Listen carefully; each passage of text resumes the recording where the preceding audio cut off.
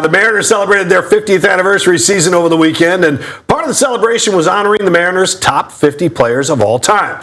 Great to see all those players on hand at T-Mobile Park Saturday night. A lot of fun, and we couldn't help but notice a few players that should have been on that team, Chris. And as Softy mentioned earlier in this show, you and I both believe Jeff Nelson should have been on that team. Nelly spent parts of 8 seasons with the Mariners, 432 regular season games with a 3.26 ERA. That's the one that baffled Softy, certainly baffles me that guy didn't make that 50. Well, also part of that 1995 playoff run, 2001. And then you see, we don't want to take shots at guys that were on the team, but, if you're going to have Arthur Rhodes and J.J. Putz out there, you need to have Jeff Nelson out there as well. I think he definitely is one of the 50 greatest Mariner players of all time. On the bubble for me, and I just love covering him, Paul, his batting average won't help him get on the list, but he did hit a lot of home runs. He was a catcher for 6 seasons in Seattle, that being Mike Zunino. Love covering this guy. I thought Mike Zunino should have been on that list. I think a lot of people would maybe point to that batting average, but I saw some of the other guys on there. I'm like, well, yeah, Mike played 6 seasons in Seattle. He had 27 home runs, I think, one year. So 95 home runs as a Seattle Mariner for Mike Zunino.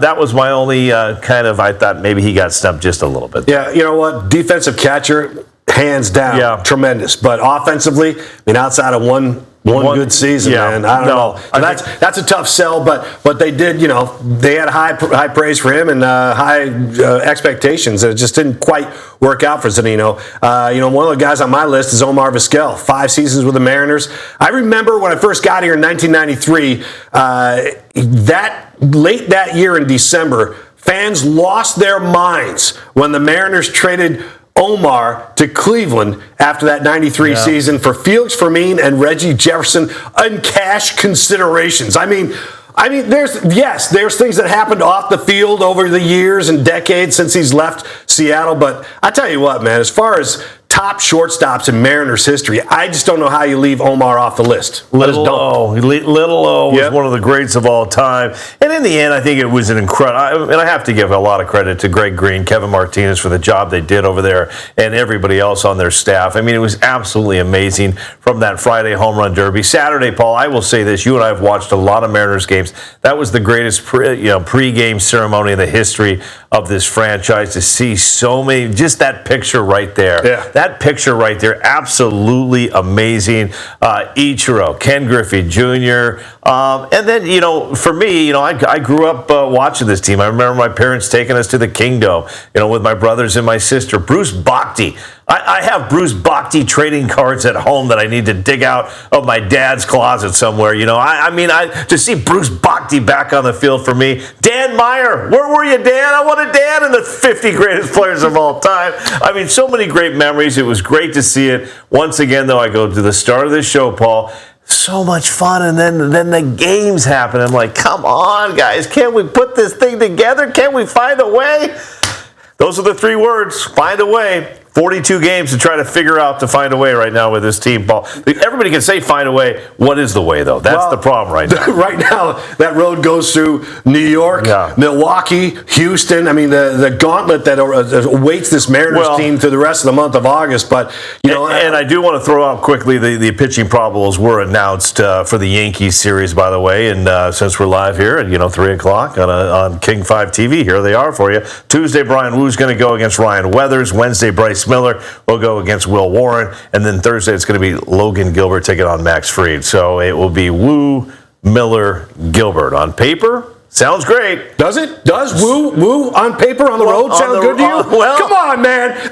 You can't possibly believe that. Woo has been horrible on the road. What's he got? One road He's win? Not been great on the road. He's been absolutely awful on the road. So on paper, that doesn't look like squat. You're in trouble in game 1. Yes, you are. And unfortunately, you got to score runs, Paul, to win the games right now. That's right.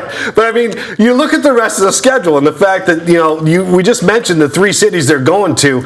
Then you look at the competition. The Astros are up on the Rangers by a half game. They're up on the Mariners by 4 games as this week starts. The Astros go to the Giants this week to wrap up their California swing. Then they go home to play the Mariners. The Rangers, who are a half game out of first, They're going to play the Angels and the Athletics this week. The Athletics are 2-8 in their last 10. They've been horrible, really, for the last 20 games. So talk about soft schedule. If the Mariners don't hold serve in this stretch, they could be 10 back the way the schedule sets up for the Astros and the Rangers. Now, if you're looking for a little confidence... Sorry, I got a little worked up there. No, you're all right. We like Paul Silvi getting worked up. But if you are hoping to get a little confidence boost for your hitters, I'll say this. Yankee Stadium, pretty good place to go hit. Brewers, pretty good place to go hit.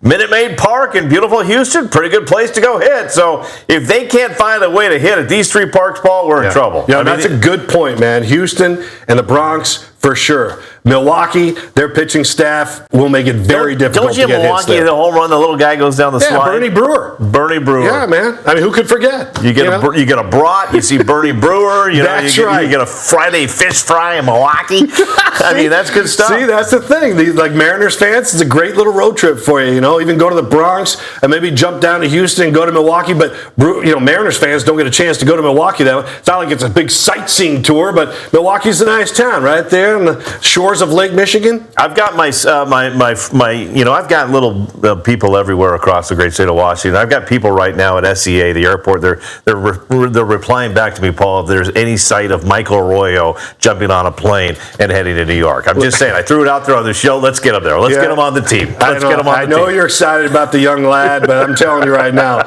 when he goes up and starts facing major league pitching, it could be a different story. But I'm with you. Nothing else is working. Why not try some of these young guys out there? Why not? Little less pressure. You come up. It's not like you're in some kind of pennant race. Just come on up and take a few swings at the major league level and see what you got. So I like your idea, Chris.